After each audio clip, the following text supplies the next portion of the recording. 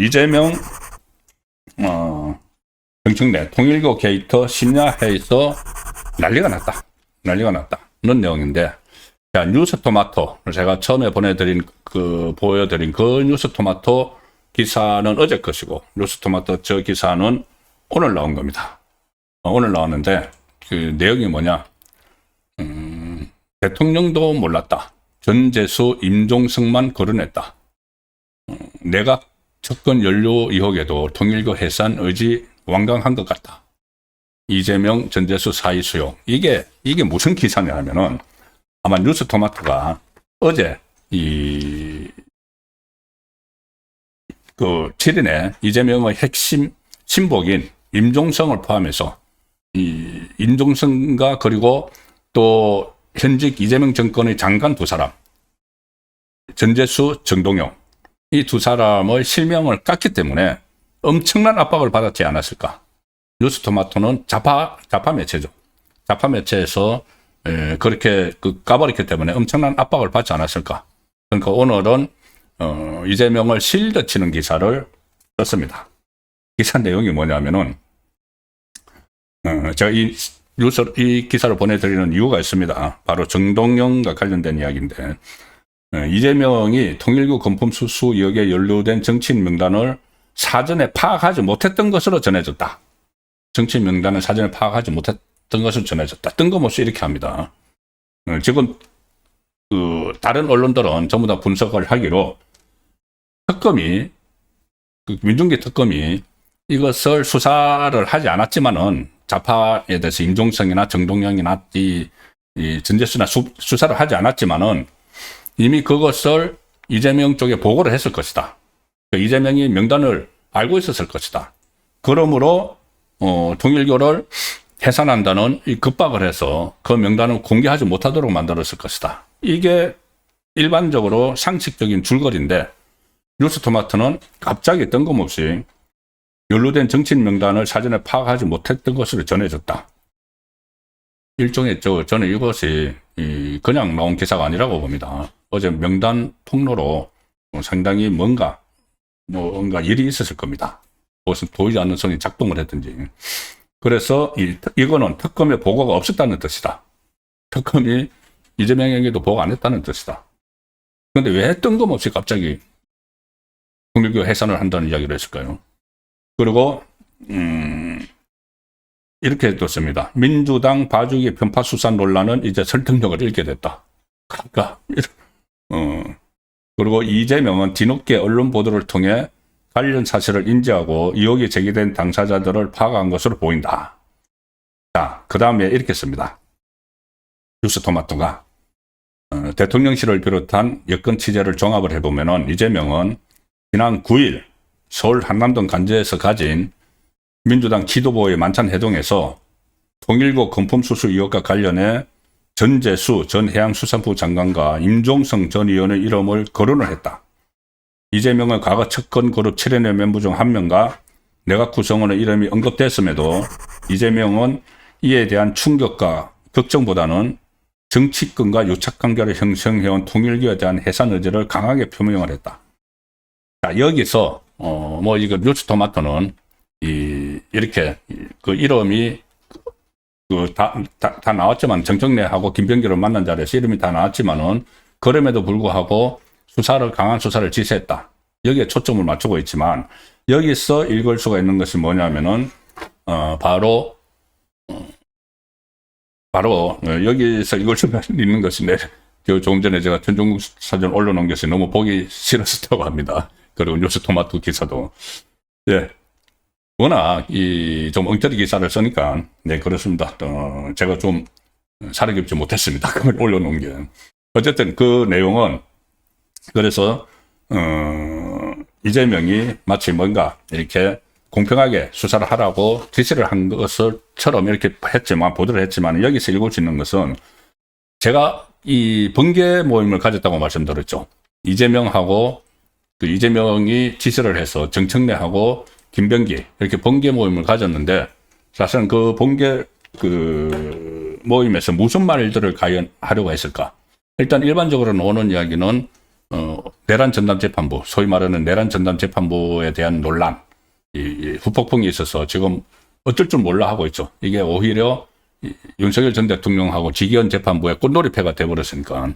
그래서 그 문제하고 조의대 축출하는 문제, 이것을 논의를 하려고 했다면은 그렇게 긴급하게 그날 잡을 필요는 없죠. 뭐 나름대로 다 바쁜 사람들인데, 뭐 이재명하고 정청래하고 김병기. 그래서 그날 이게 바로 심야 비상회의를 했다, 대책회의를 했다는 것이 뉴스토마토가 그대로 보여주는 겁니다. 제가 이거 뉴스토마토 기사를 보시라고 제가 이렇게 올려놓은 것은 그 말씀을 드리기 위해서입니다. 이 심야 회의에서 이게 다 다뤄졌다는 이야기죠.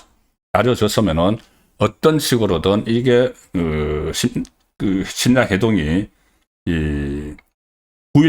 9일날이 있었는데 어제 윤용호 전 세계위원장이 폭로를 한다고 했죠. 그러니까 폭로하기 전날 심야회의를 했다는 이야기입니다.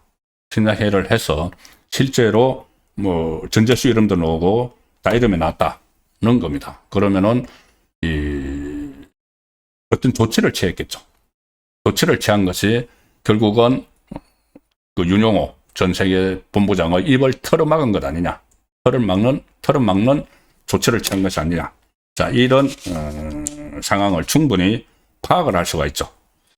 자, 여기에 대해서 정청래는 오늘 갑자기 의원총회에서 9일날, 그러니까 그제 용산에서 만찬한 것을 언급을 하면서 뭐 연막을 칩니다. 연막을 치면서 장시간 많은 대화를 나누는 매우 유익하고 의미 있는 시간이었다, 뭐 이렇게 이야기를 하면서 당정대 간에 바늘 구멍만한 빈틈도 없이 의견이 일치했다.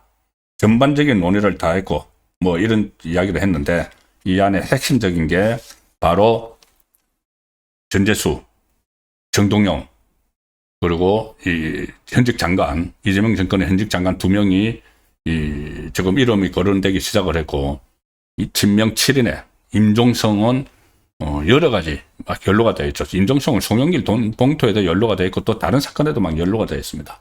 그래서 정권에 타격을 줄 수 있고, 특히 무엇보다도 핵심적인 것은 이재명이 한학자에게 만나자는 메시지를 전했다는 녹음 파일이 있죠. 녹취가 있죠.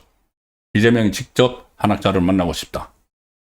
근데 오늘 그 한동훈이 그런 이야기를 했습니다. 본인이 대표 시절에 그 통일교에서 만나자는 연락이 왔다. 한학자를 만나자는. 그러니까 천정궁에 경배를 오라는 식의 이야기가 왔는데 본인이 거절을 했다고 했죠.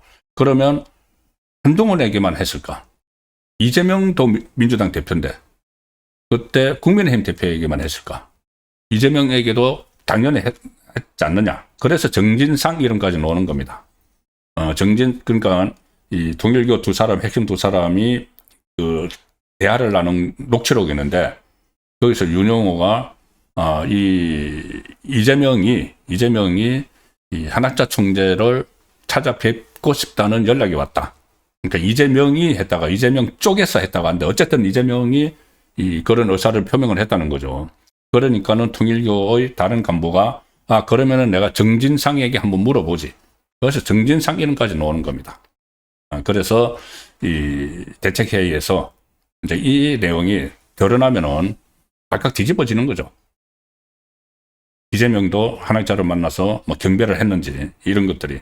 그리고 특히 지금 그런 상황에서 무슨 뭐 통일교를 해산시켜 버리겠다 이런 말이 나온 배경까지 뒤집고 올라가면은 엄청난 스캔들이 될 수가 있는 겁니다. 그래서 그런 것과 관련해서도 일종의 대책회의가 있지 않았는가, 그런 그 모임이 바로 9일날 용산 모임이 아니었나, 이것을 뉴스토마토 보도에서 그 단편을 볼 수 있기 때문에 그 기사 내용을 소개를 드렸습니다. 정동영은 오늘 입장문 배포를 하고 이런 이야기를 했습니다. 통일부 명의로 냈습니다. 통일부 명의로. 정동영이 한 게 아니고 나중에 정동영이 또 빠져나갈 구멍을 마련하기 위해서 하기 위해서 통일부 명의로 설명문을 한 것 같은데, 정동영에 대한 금품수수 관련 표현은 쓰지 말아 주시길 바란다. 이 측과 수사 자료에서 직접 확인하지 않고 그러한 표현을 쓰는 것은 인격살인이다. 뭐 이런 식으로 또 부인을 하면서, 그러면은 이 정동영은 그러면은 그 한학자를 경별을 했을까? 이 상황에서 이렇게 설명을 합니다.